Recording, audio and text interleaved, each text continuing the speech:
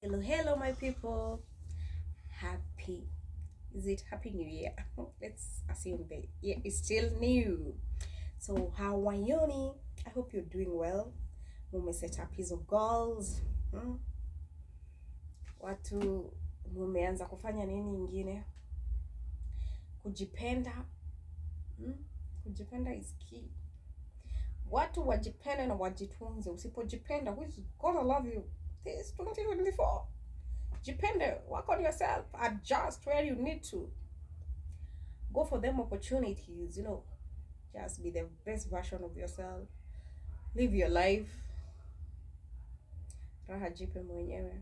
Anyway, far from that, it's been a while, I've been lost in these streets, but however, niko tu. So today I've been following up this conversation. I think I've been reading some posts and of mimi si baba yako, mimi si mama yako. Hey. And I think the conversation was just getting interesting. I was reading it on social media. One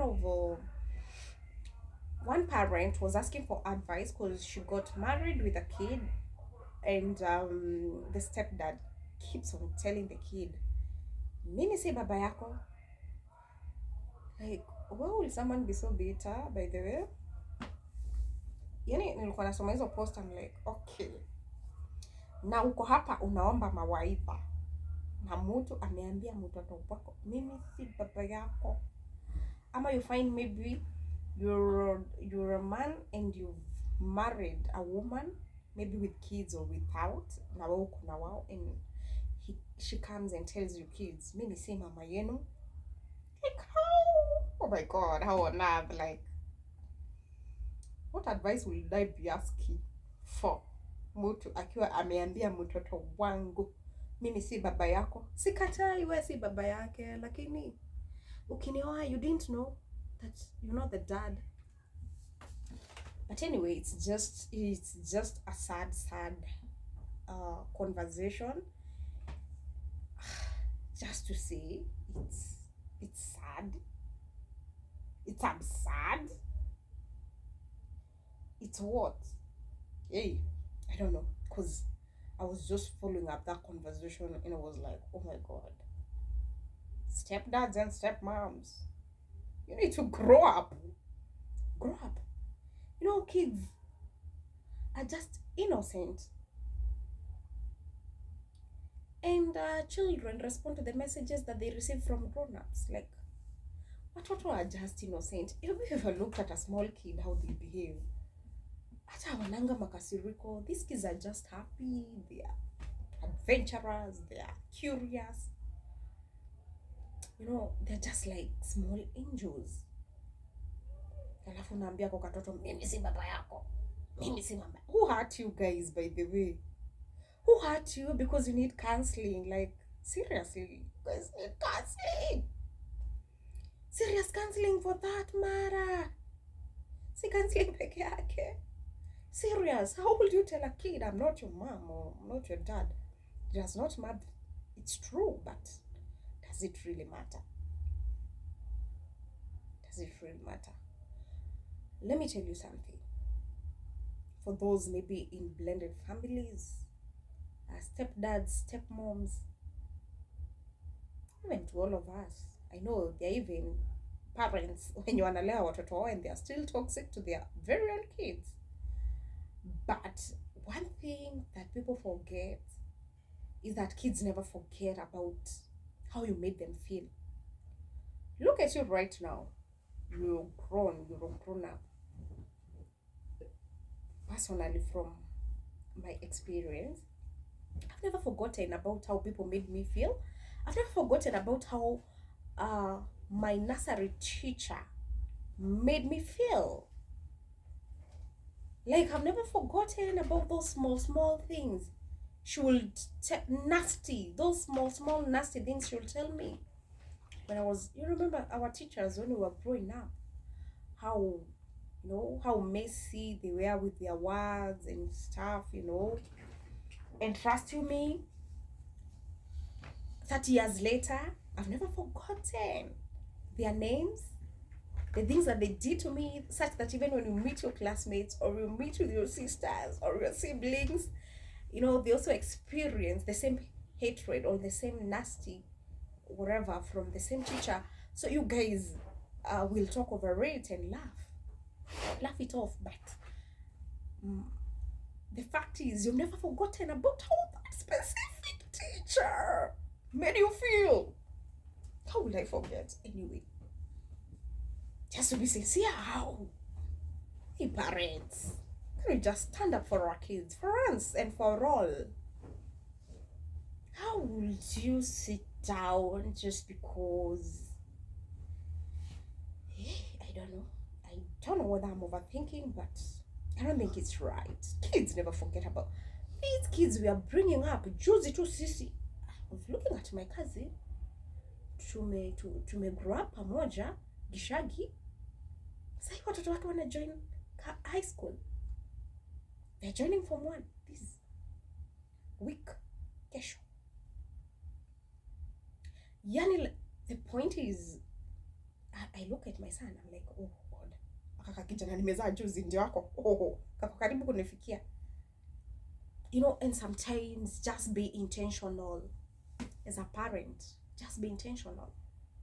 Be an intentional parent. Be intentional with what you want, with your life, with your kids, with your spouse, with your just be intentional.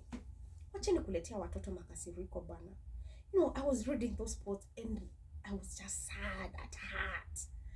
My heart was bleeding for those kids. I was like, oh my God. You're putting yourself in the shoes of that kid. Mwenye ameambiwa mimi si baba yako, mimi si mama yako. Kwani ukiwa huyo mtu huko unajua? And then I don't get why people treat these kids so differently. And at some point, these kids get a lot of favor. Nature, God just favors them. I can't imagine, like, maybe when we were growing up, assuming, of which is not the case. If maybe my dad was not my real dad. But look at us now, we are all grown up, we're all living our lives. We, took all different spheres of this life. So I can imagine if maybe our dad treated us, or assuming maybe mimi ndio sikuwa mtoto wake and he treated me any different, when it beats sense, it beats purpose, it beats all it makes sense at all. Like, why would he treat me any different? Like, now we're all grown, kila mtu ako kwake, tuliolewa, wengine wakaoa, wengine ndio wanamaliza shule, like, kila mtu ako na maisha yake. But I'm sure if he had treated me wrongly, I will not forget. So parents, wacha tuache hii ujinga. Ukioa mtu na umemwoa mtoto, chukua hiyo elephant na hiyo mgongo yake beba. The same with moms. Don't be a bitter parent. These kids are all going to be kids forever. Na ikishindikana, don't bring up kids in toxic environments. Wacheni. Stop it. And for you who has a man who tells your kids, mi si baba yenu, can you stand up for yourself? Take all the measures that you're supposed to. Do whatever you're supposed to. Protect those kids. Because you're going to mess up with those kids. That's why we are bringing up very broken, a very broken generation, frustrated. Kids who don't know what they want, they're just there, they're zombies. I just pray that Mungu atupe wisdom, Mungu atupe grace, Mungu atupe knowledge. Yani, I don't know. I'm a parent, but when some of these posts I see, I'm like, kwani watu hawapendi watoto wao? Kwani watu hawajipendi? Like, why would you entertain some level of toxicity? Personally, I wouldn't. To be sincere, I wouldn't. Why would I like to relate my kid being mistreated when I'm alive? How will I stand my kid being told nasty things when I'm alive? Why would I do that? Anyway, let's call bullshit when it is. Stand up for your kids, wa mama, wa baba. These kids, hakuna mtu anaweza wapea love venye unaweza wapea. Nobody will take care of your kid like you do. Nobody will care for your kid like you do. Nobody will go out of their way for your kid like you do. So kindly,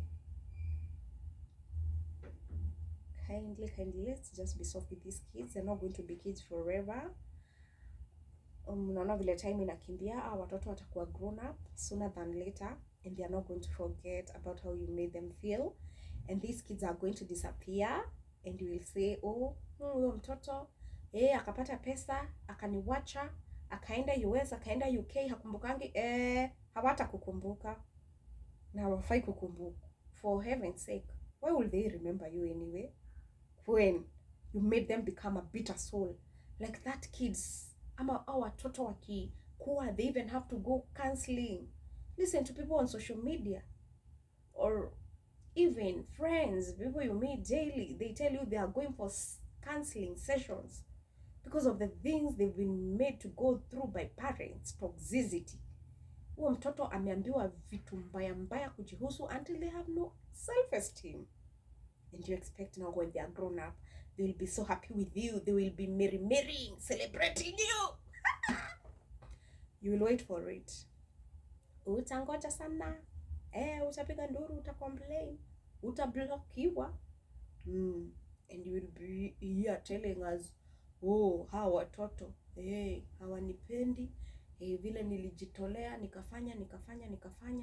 Let's just be careful. Yeah, and that's it for me. Happy 2024. Na wale mko na hizo tabia, please muwache, mukome. Let kids be. Bye. Ciao, ciao.